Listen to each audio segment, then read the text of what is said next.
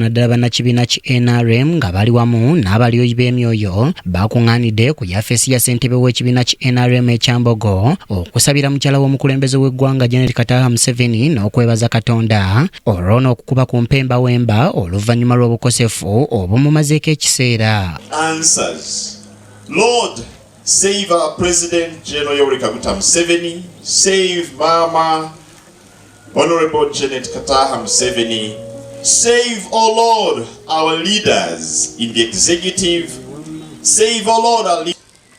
That you endow her with your mercy, O the most merciful, that you enable her to regain her wisdom, understanding, and strength to be able to deliver. Abaddewo okutendereza omutonzi olwa mukyala w'omukulembeze w'eggwanga okussuuka obulwadde.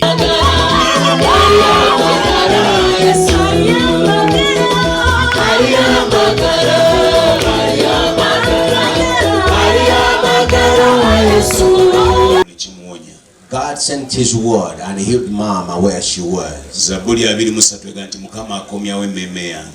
God restores our soul according to Psalms 23. Mukama yatuddiza Mama Janet Museveni tuyimirire tukube engalo ez'amaanyi. Let us stand up and clap to God, for God has restored Mama. Mukama tukwebaza okutuddiza Mama. We thank you, God, for restoring Mama Janet. Omukazi ow'ebyenjigiriza. A woman of education. Omukazi alina omutima gw'eggwanga. A woman that has a heart for our country. Omukazi alina omutima gw'abantu. A woman that has... N'abaka ba palamenti ab'enjawulo beebazizza Mukama olw'okuwonya mukyala w'omukulembeze w'eggwanga. Essala gye tusabye egenda kwanguya Mama okudda engulu ajja atule mu ntebe ye eya Minister of Sports.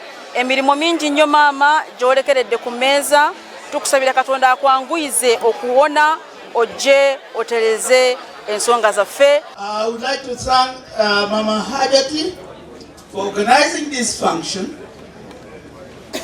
to alert Uganda that we should stop being liars. We must love one another. We must not pronounce death on a living person. Akulira ofiisi ya ssentebe wa NRM ekyambogo Hajati Namyalo ategeezezza nti yayisibwa bubi nnyo olw'amawulire g'obulwadde bwa Maama Janet Museveni gw'agamba nti yamuwulirezanga nnyo ng'era alaze ensonga lwaki asazeewo okutegeka okusaba kuno.